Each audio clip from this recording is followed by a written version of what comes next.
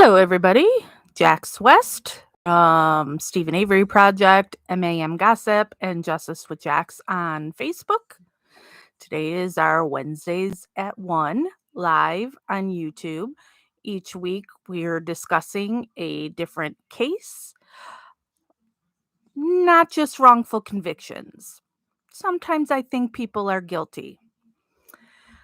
If you want to know our full schedule for the year, we have it posted on our Justice with Jax Facebook page. And hola, Bryce. Today's topic, the Menendez Brothers trial. Now, I've seen a whole bunch of stuff on this in the past, and now yesterday and today I've watched some documentaries and some YouTube stuff. I stayed away from any of the made for TV movie thing because I'm preferring when looking into some of this stuff, sup cat, that I'm focusing more on documentaries and not something that is for dramatic effect. But that's going to change next week for next week's topic because there's definitely a movie to watch for that case. But let me not jump to next week and let's start with this topic. So I take notes as I watch the things. And so the two things I took notes on, first thing was an ID channel. So really what I did is, and yeah, I did watch some of the trial footage too, Bryce, but I've got Xfinity for my cable, and so I just talked into my remote and said Menendez Brothers and was just watching the various things that it pulled up from there. So uh, there was something on the ID channel called Crimes That Changed Us from 2020 that I watched. And then the second thing I watched was an A&E 5-episode thing called Eric Tells All. So I figured this was a kind of a nice coverage of it where I'm watching some documentary that's supposed to not take a side and then watching what Eric had to say. And as I said, I watched some of the stuff on YouTube, some of the trial coverage. And let me start out by saying, before I get into my notes from the things that I watched, this reminded me of last week we covered the Betty Broderick case. And if you want to watch that, you can go into our channels. I think I have it listed underneath documentary discussion is what I've been putting these in, as well as if you want to watch our miscellaneous stuff that we have on Stephen Avery case and Melissa Kaluzinski and so on. So this reminded me of the Betty Broderick case in that the Menendez brothers killed their parents. Betty Broderick killed her ex-husband and his current wife, but they're claiming abuse made them do it. And in both cases, it's not a heat of the moment. They're being beat, raped, something's happening that you're fighting for your life and you defend yourself and kill your attacker. Both of these were premeditated and planned murders, in my opinion. So just like the Betty Broderick case, the Menendez brothers, I actually have more sympathy. Do I have more sympathy for them than I do Betty Broderick? I don't I don't know. Well, let me get into my notes and I'm sure that'll spur me into what I want to say on these topics. So, this murder occurred on August 20th, 1989.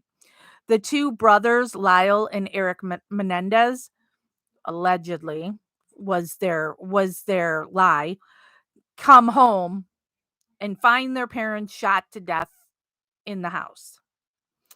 And so Lyle calls 911, which that 911 call, we've heard it a million times over these years because of him crying and people making fun and all of that. Um So the parents, Kitty and Jose Menendez, were shot to death. There was blood everywhere. Jose was shot 5 times. Once was right to the back of the head, execution style. The mother, Kitty, was shot 9 times, so more times than Jose. Once point blank to the face. This was in Beverly Hills, California. Immediately, people were wondering if this was related to the mob. So Jose Menendez was an executive with, and I have it in my notes somewhere, Carol Co. He was an executive with Carol Co, which was like a movie studio that did like Rambo movies and Arnold Schwarzenegger movies, things like that. And Jose's an immigrant from Cuba. And when you see people, whether or not it was neighbors, friends, family members, Kitty or Jose's family members, or did we really even see Jose family members? I think it's pretty understood that Jose Menendez was not a good guy, was a jerk. Um, he met Kitty before they had moved to California. So this Kitty was not like um um your typical, oh, Hollywood executive and it's got the arm candy. She was there well before all the money in California. On March 11th, so the shooting allegedly had happened on 8/20/89, and then it's not until months and months later on March 11th is when the Lyle and Eric were arrested. And that was due to Eric confessing to a therapist. Lyle had also been seeing this therapist and had threatened the therapist. Um, on March 26th, the boys were arraigned. And what they were saying was the boys' motive was the $14 million inheritance from the parents. Right after the parents were murdered, these guys went on this wild spending spree. They bought cars and clothes, and even one of them bought a restaurant. Um, Not long before the murder, they went to a store and bought two 12-gauge shotguns under a fake name. Um, then it's not until December of 92 that is the formal indictment. I mean, so this case was just taking forever. Um, but then the boys' defense team claimed self-defense and said that the boys had been abused. July 20th, 1993 is when it goes to trial. So now the shooting happens in 89. 93 is when it goes to court. The defense says that the mother, Kitty, knew what the dad had been doing and did nothing.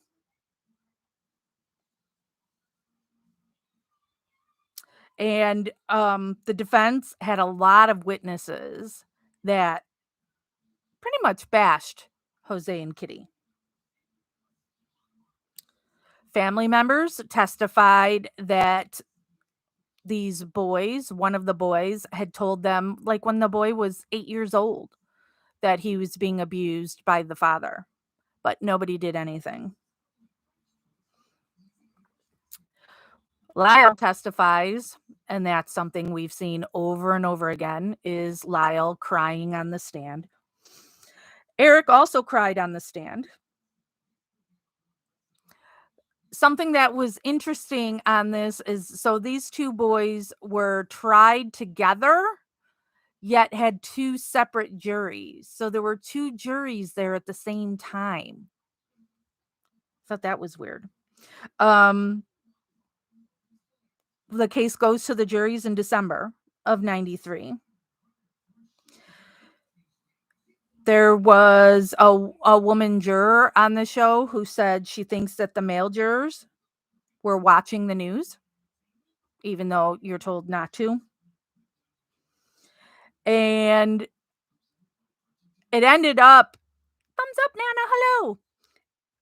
Um, the males on the juries didn't think a father would molest his sons.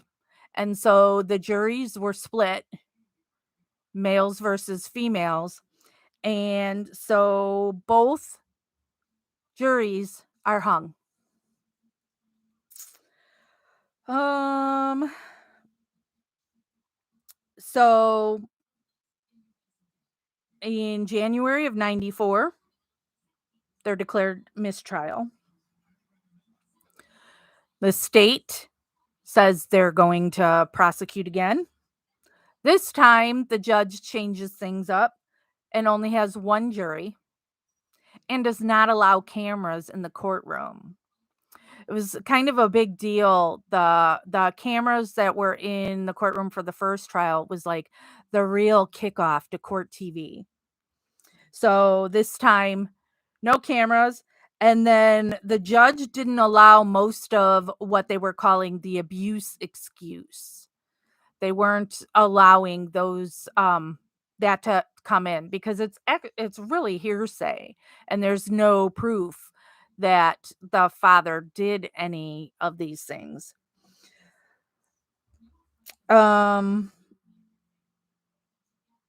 the retrial begins in October of 95. So now we're from August of 89 into October of 95. Isn't that crazy how long this takes? And that people, whether or not guilty or innocent, are sitting in prison. Um, the prosecutor in the second trial shows or claims that it was a well planned, basically, execution, and that both parents were kneecapped to try to make it look like it was a mob hit. So, assuming that was the plan all along to and cops fell for it. Um, and due to them saying this was premeditated, you can't then have the jury come back on a lesser charge of manslaughter. Premeditated, can't do that. Oh, wow, Bryce. That's also 80. I graduated high school. Wah, wah. Where was I? So in talking about the premeditated, they bought the guns with fake names and they also came up with fake alibis, which I'll go into. The next episode that I took notes from goes into that more. They were found guilty in March of 96. So it took 7 years. 7 years. They were both sentenced to life without parole. Then when we get into the A&E episode, or it's 5 episodes of Eric Tells All. Um, Eric graduated high school 2 months before the murder. Born in 89. Oh boy. 7 days before the murder, um so Eric really wanted to go away to college. He was only going to college in California, but um he was claiming that he really wanted this as an escape to get away from his dad. And so 7 days before the murder, his dad told him he would have to come home and live at home a couple nights a week. And he said then his dad assaulted him. Eric claims he had considered suicide. 5 days before the murder, Lyle and his mom got into a fight, and Lyle is the one that wore the hairpiece, and he claims his mom ripped the hairpiece off his head.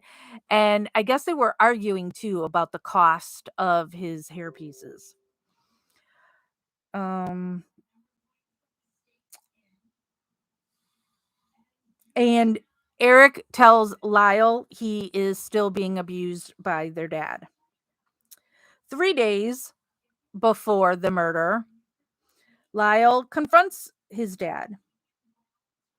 And his dad then yells at Eric for telling Lyle, which I guess I'm jumping ahead here because I think there's something in my notes that will get to that. But I'm really confused on this when they're saying this is like a tip off for murdering them is Lyle didn't know Eric was being abused, but they also said that Lyle used to abuse Eric himself.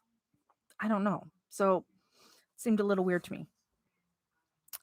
Um Also on that 2 days before, or whatever it was that I said, 3 days before, the mom was drunk. They claimed the mom was drunk a lot, and that she had said she's always known what the dad's been doing to the boys. Eric claims he thought running away would be impossible. And also, then 2 days before the murder, the boys buy the guns. Interesting too that there's no wait period, that they, 2 days before this, they're able to just buy these guns and take them home. They told the store that they were buying the guns for self-defense, the shotguns for self-defense. Um, Eric goes fishing with his dad, and apparently the whole family was on the boat.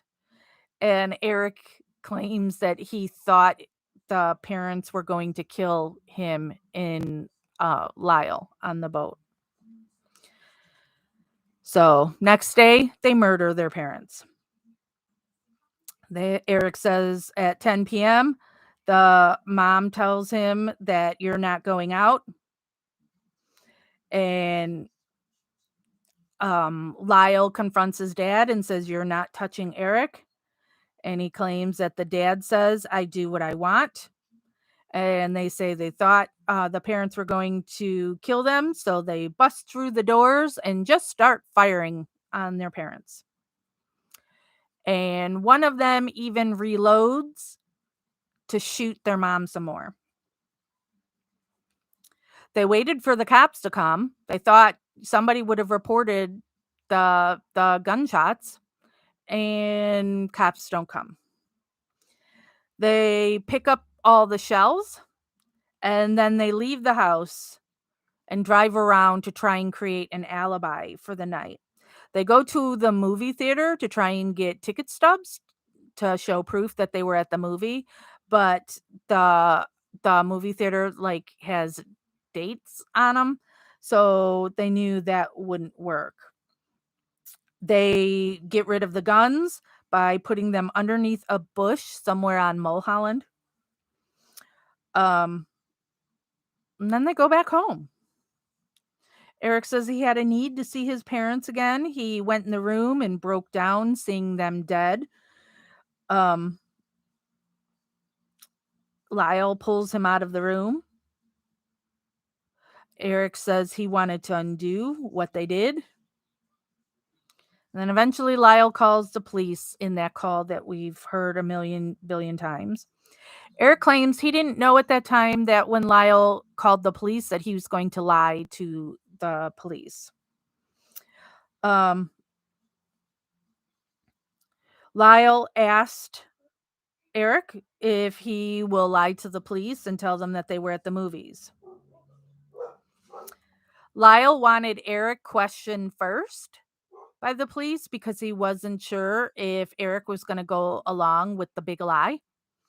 So he would just go from there to see what Eric did. Um,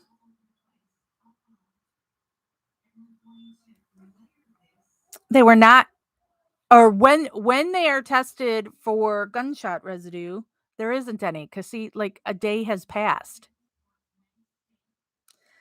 And that's another question I have here.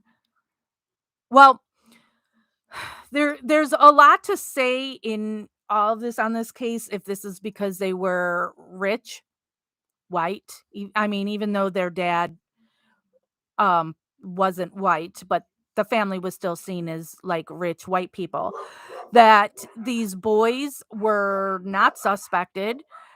It was just immediately believed that this could have been a mob hit. The boys were, not, um, they weren't seizing their clothing, testing their hands, doing nothing on these guys.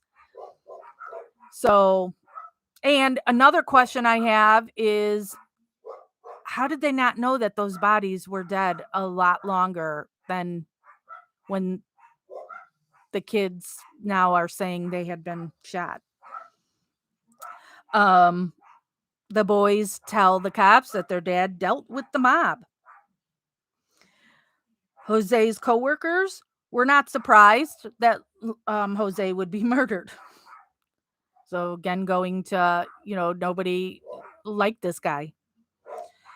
Um, mm, mm, mm. The boys are given their parents' credit card to live off of. So not only are they not a suspect, they're given access to more money. So that's when we hear again they spent a lot of money, cars, watches, the restaurant. Eric says Lyle's shopping was just his way of coping with the murder. On October 30th, 1989, Eric sees the therapist and tells the therapist that he did it. The doctor called Lyle and told Lyle. Lyle said he felt betrayed. Lyle claims the doctor wanted money from him and his brother. The doctor had recorded the session as well as had his mistress listen outside the door. And then when the doctor and the mistress broke up, she called the police and told them about Eric confessing to the therapist. When that happened, Eric was in Israel playing tennis. And that was the end of the first episode. The second episode showed when Lyle was arrested, and then showed the trial, and Eric saying that Lyle had molested him, that Lyle would take him into the woods and stick things in his butthole. I don't know. The third episode was all about the various family members saying that Jose Menendez was abusing his sons, and also the boys' tennis coach. The boys' tennis coach did not know there was sexual abuse, but he knew that he thought the dad was way too hard on the boys. And then in that episode, they also say that Kitty was an alcoholic and addicted to prescription pills. In the fourth episode, Eric testifies that this happened because of what his dad did to him and because he had told Lyle what his dad was doing to him. And somebody who defends the Menendez brothers had said, "Why would anyone testify to that if not true?"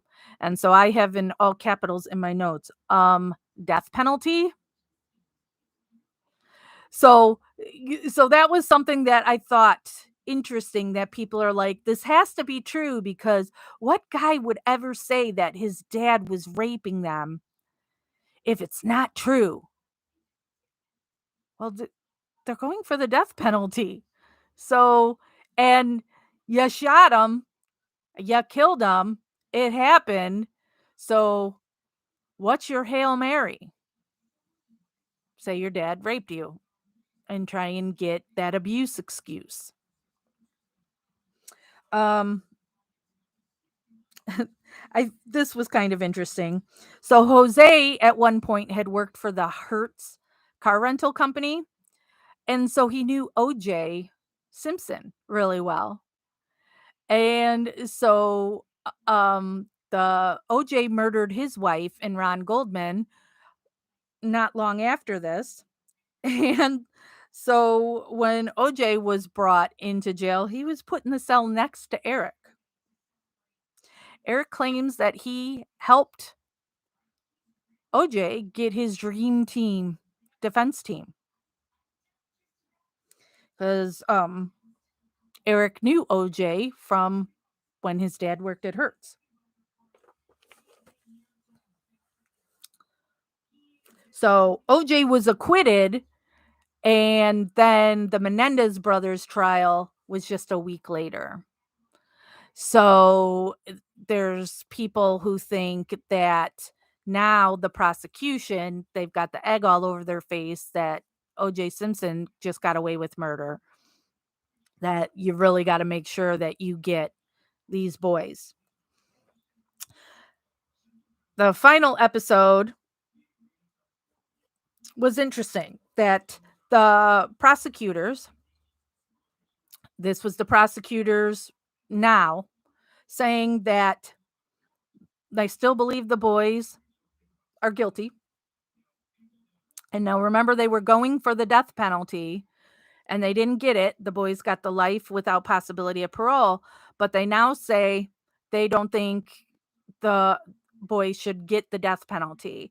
And they don't actually even really believe in the death penalty any longer. And they think the life without parole is the right punishment for these guys. At first, they were both put in separate prisons.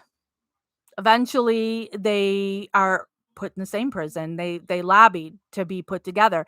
And originally the prisons, now the defense would say you're trying to put undue hardship on these boys and keep them apart. But the prison's defense, or the state's defense, was these two together came up with a plan to murder their parents. So we don't want them together.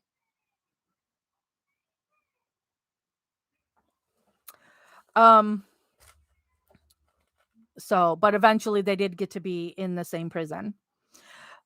Lyle, while in prison, has gotten married, not once, but twice. Eric also got married and is still married.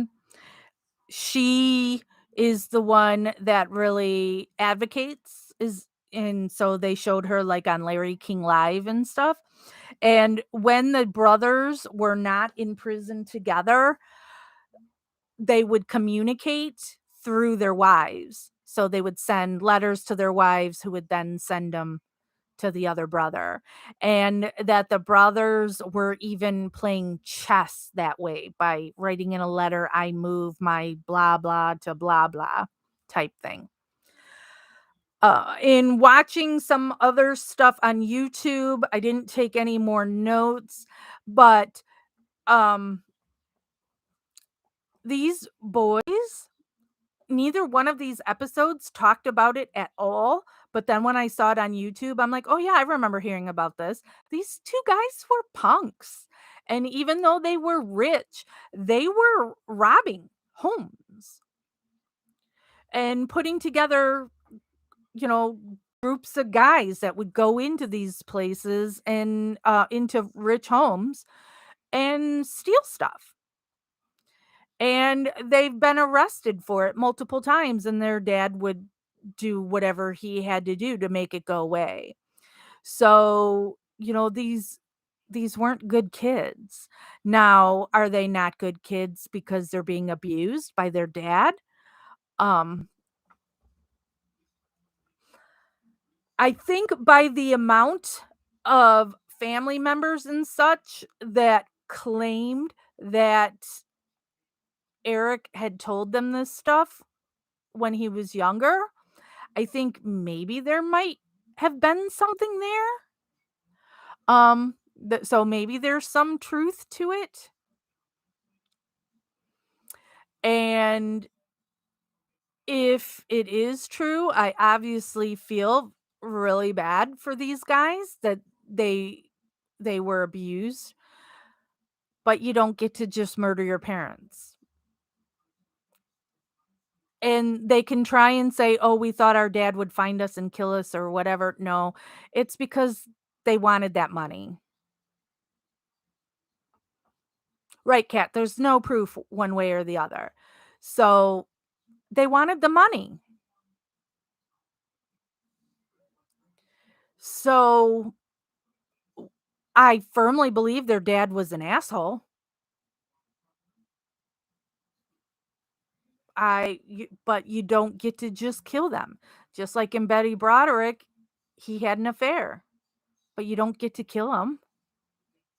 Sucks. So, I can't really have any sympathy for them because there isn't any proof other than hearsay. And it wasn't a spur of the moment. This was premeditated and um you're doing things to try and make it look like it was a mob hit.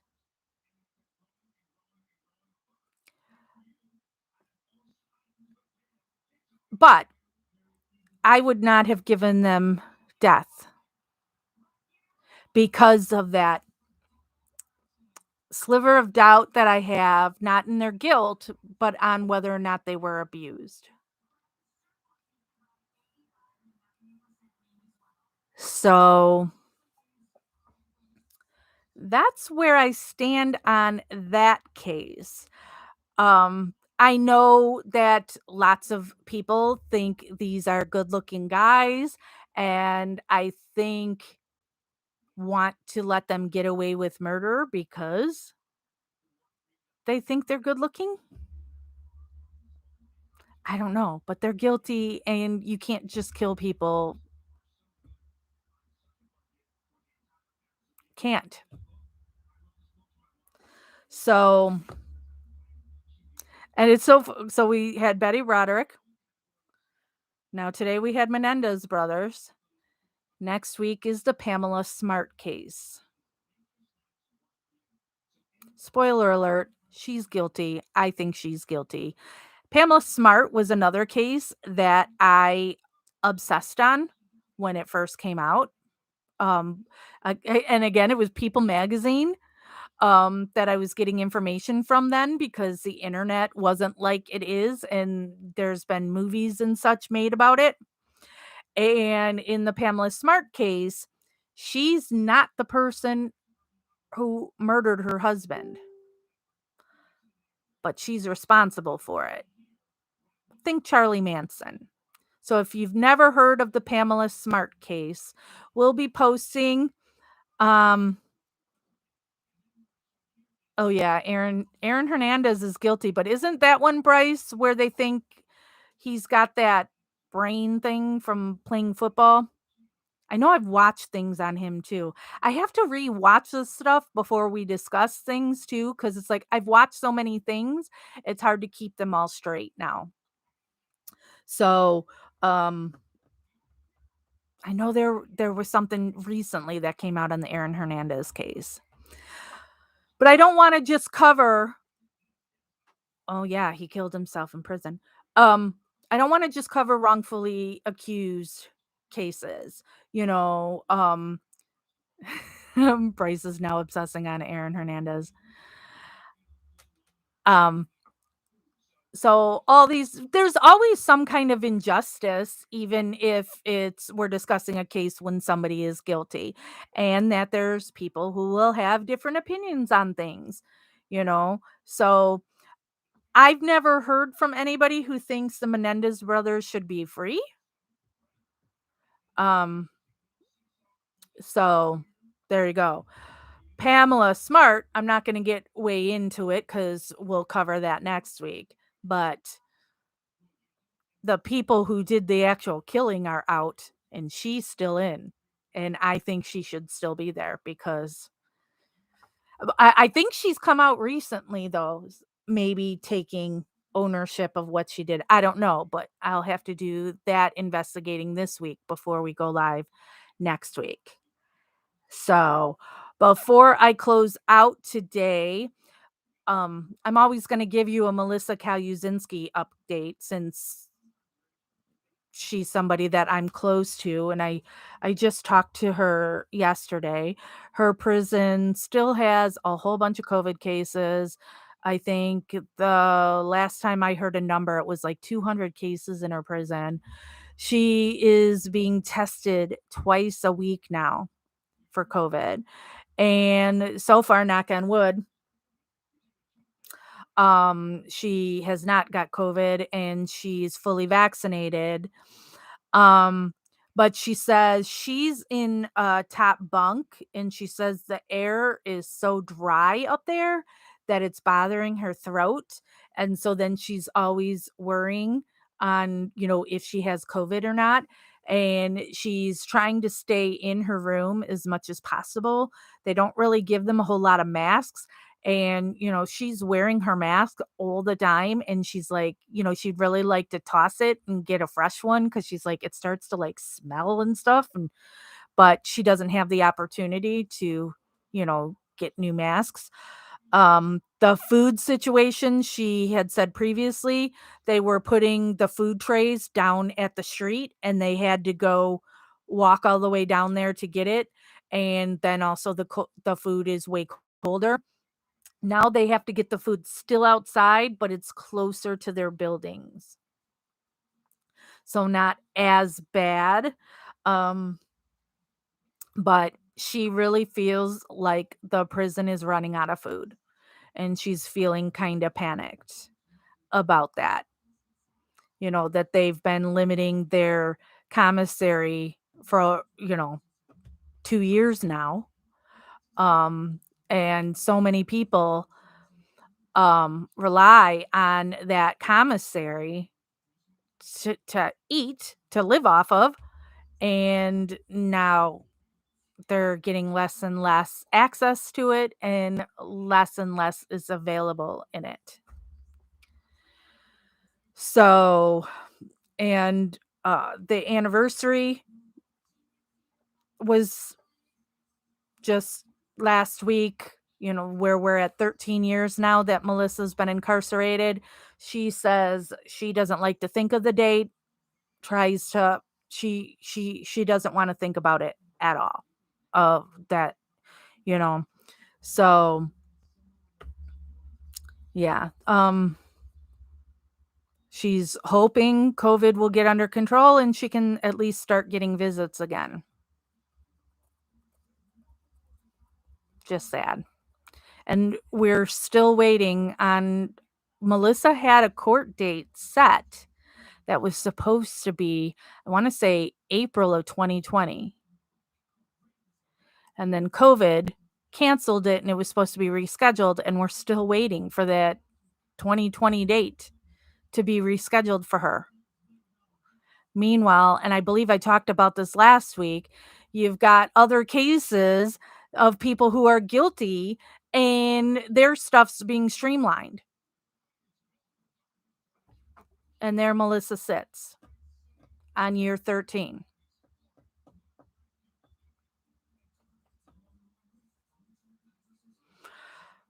On the Stephen Avery case, Kathleen Zellner tweeted recently that she's got a bunch more information, and will be filing with this new information. Then somebody messaged me something that I thought was interesting, so there's that StephenAveryCase.org where a lot of the documents are from the case. And one of those is the evidence list. And one of the things in evidence was film from a camera that Sergeant Colborn, had taken pictures. And that's never seen the light of day on what is on that roll of film. So I don't know if that's part of the new information. I was told that the person who came up with that did send it to Zellner, the information to Zellner, because just like the bones that were returned to the Halbach family, it's there, but you didn't catch it. The defense team didn't catch that the bones had been returned to the Halbach family. So, same thing could happen here. Even though it lists this film of Andy Colborn's,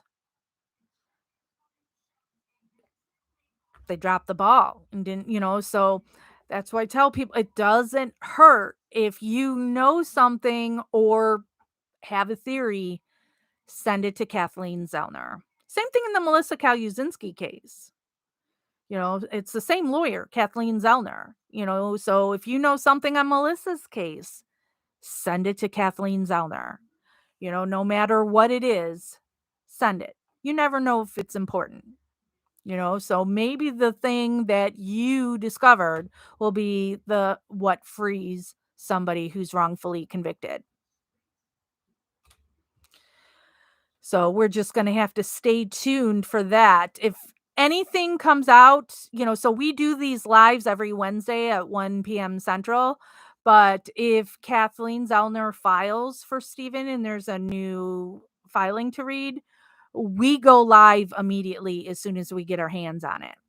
So in that case, we would make a post on Stephen Avery Project on Facebook and say that I'd be going live here on YouTube to read the filing. So I will drop everything and read it as soon as it comes out. So you're just going to have to stay tuned and watch our Facebook page for that. Thank you for the people who watched today live, and thank you to those who will be watching this on repeat. Make sure you click to subscribe if you haven't already, because I guess that makes it so this is easier to find. And I need to beat my husband in subscribers, and he's still kicking my butt. So, all right, that's it for today. So do your homework on the Pamela Smart case for next week. We will get stuff posted on the Justice with Jack's Facebook page to give you some links. If there's anybody out there who wants to help me out with these and send me links of things that we should be posting for that people should watch, or you want to do research for me to go over to read when I'm on these, I'm happy for the help. And you have a great day too, Nana. Yeah, wish me luck. I have a job interview Zoom today, and now the person has emailed me saying they're having Wi-Fi issues and they're going to need to do the Zoom by phone, or the interview by phone instead. So we'll see how that goes. But thank you, everybody, for joining me. And I'll see you next week for Pamela Smart. Investigation continues.